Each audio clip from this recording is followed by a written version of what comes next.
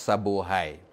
And if we are to define contentment, it is a state of happiness and satisfaction.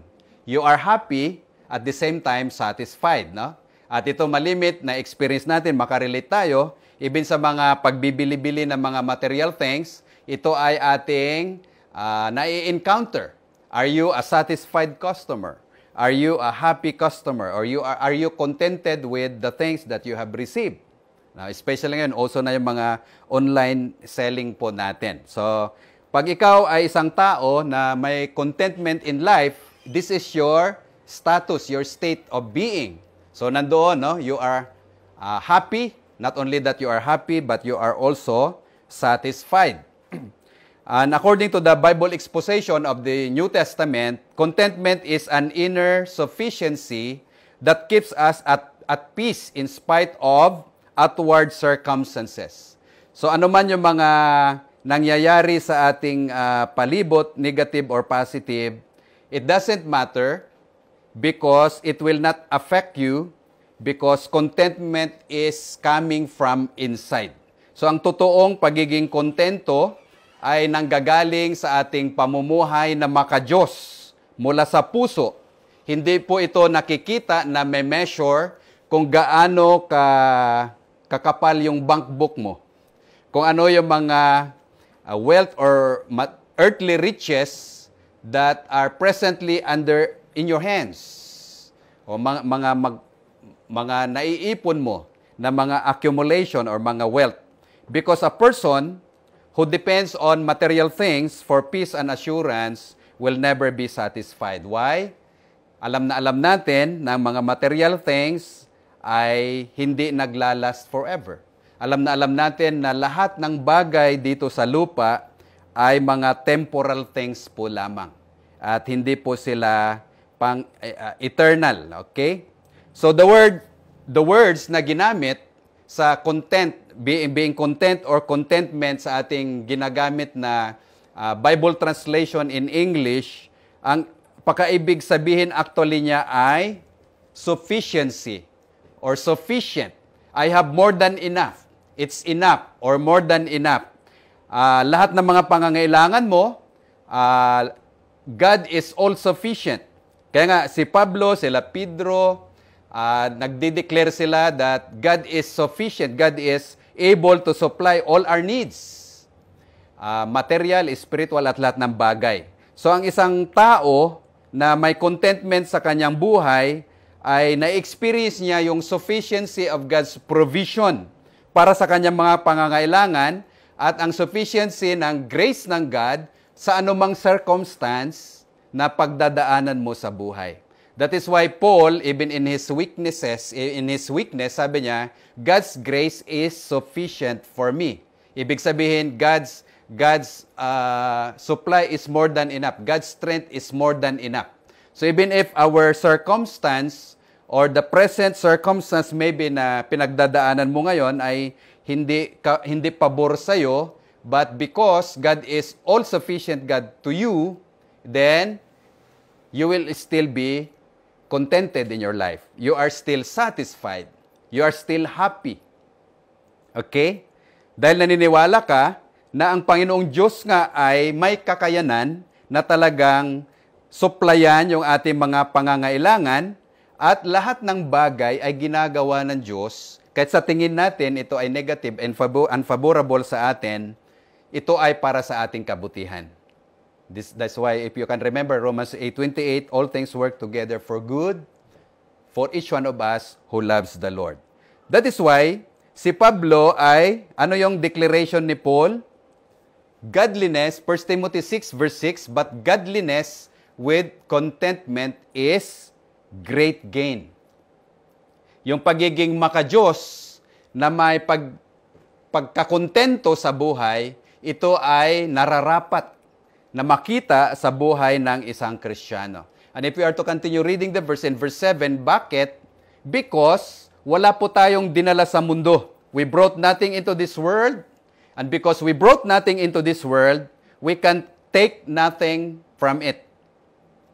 That's why si Job, if you can remember in Job chapter 1, nasa isang iglap Nawala lahat ng mga bagay na pwedeng ito yung nagbibigay ng kabuluhan sa buhay ng bawat isang tao.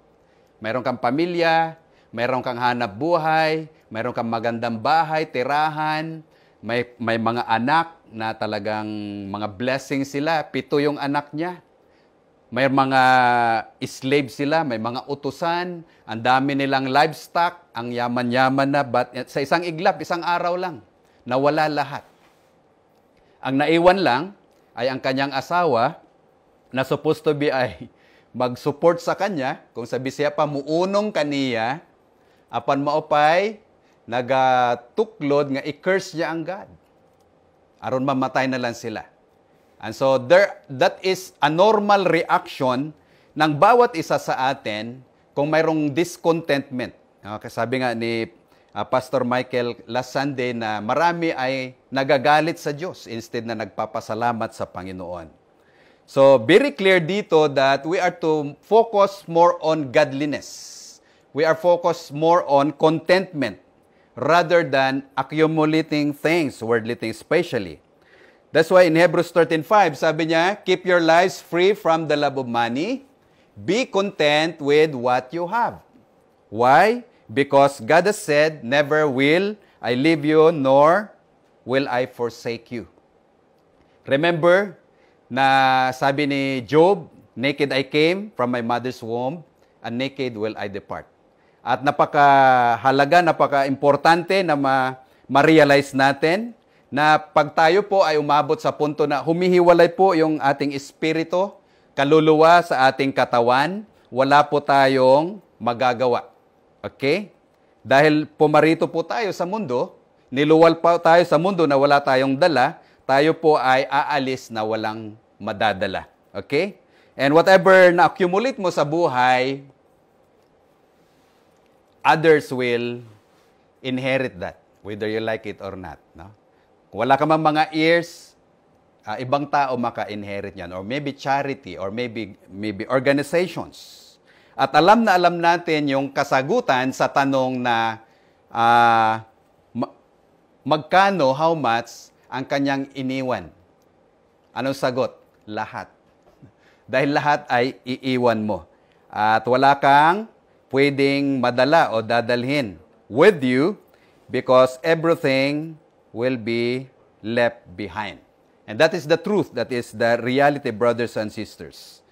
Okay?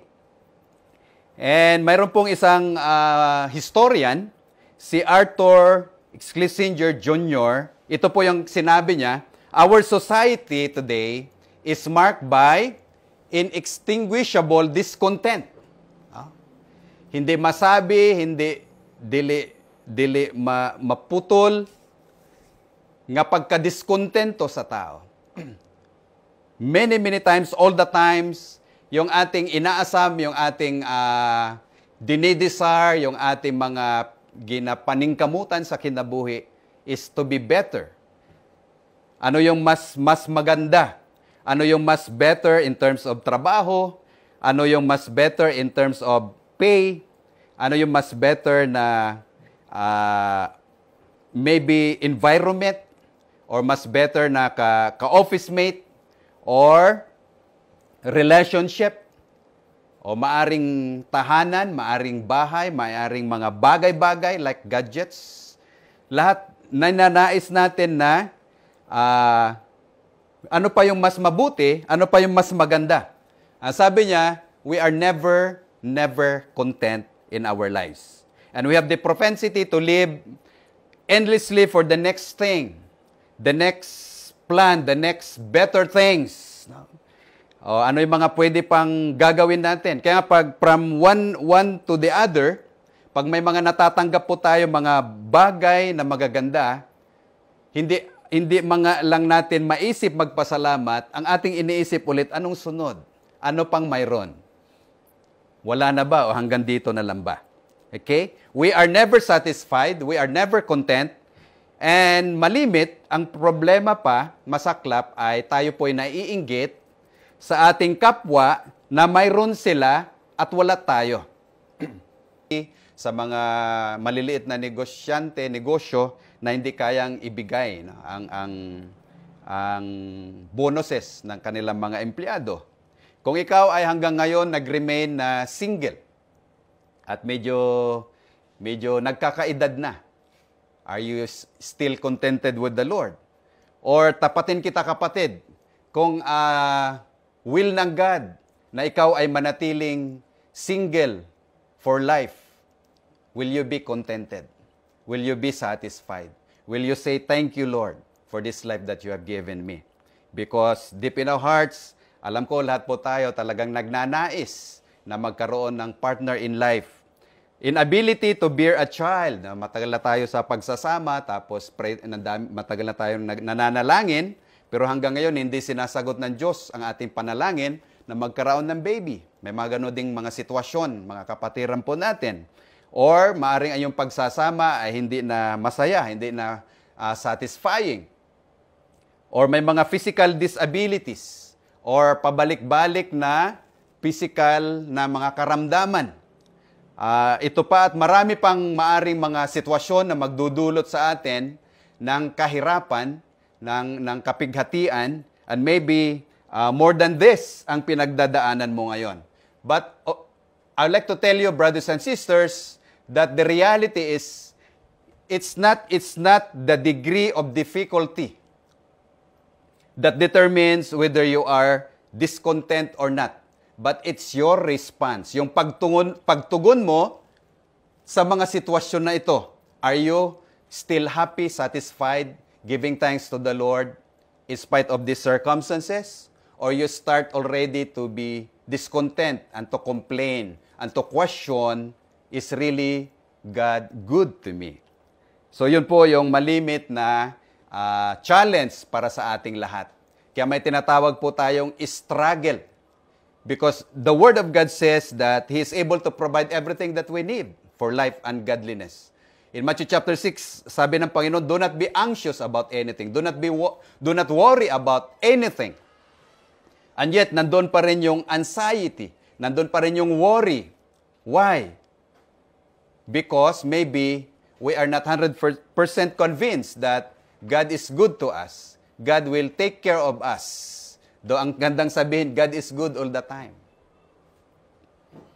Because of our situation, circumstances, na it seems nagpapakita that God is not really as good as that. Kaya ang challenge po sa atin, anumang sitwasyon ang tumutokso sa atin upang hindi tayo makontento sa buhay at gaano man kalubha ang ating mga pinagdadaanan, kalagayan, kailangan nating kilalanin mga kapatid na ang pagiging diskontento ay isang kasalanan. Ang pagiging, ulitin ko, diskontento ay isang kasalanan. Bakit? Dahil ito ay pag-question sa kabutihan ng ating Panginoon. And never na i-question natin ang kabutihan ng Diyos dahil God is really good all the time. His love endures forever. So, but the problem is, malimit tayo po ay nagre-respond into these different situations with anxiety, with frustration, with discontentment, with unbelief. At it seems it's normal already in life na nagre-react tayo sa mga situations. Kaya kailangang i-evaluate mo ang sarili mo, kapatid. Kung ito na yung normal reaction mo sa buhay. Every time there is negative situation, you react discontent, you complain, you grumble, and you cannot give thanks to God. Then you have a problem. Go back to the Lord. Okay? So, ang tanong, paano ako matutong makontento? How can I live a life that is contented in the Lord? Balikan po natin sa Philippians chapter 4. Sabi ni Pablo, I am not saying this because I am in need, for I have learned to be content, whatever the circumstances. I know what it is to be in need and to have plenty. I have learned the secret of being content in every situation. Natutunan niya. Ibig sabihin, kailangan nating matutunan na makontento. Ibig sabihin, na yung ating pagiging kontento, satisfied in the Lord at pagpapasalamat sa Panginoon, hindi ito nagdepende sa mga bagay-bagay na mayroon tayo o wala tayo.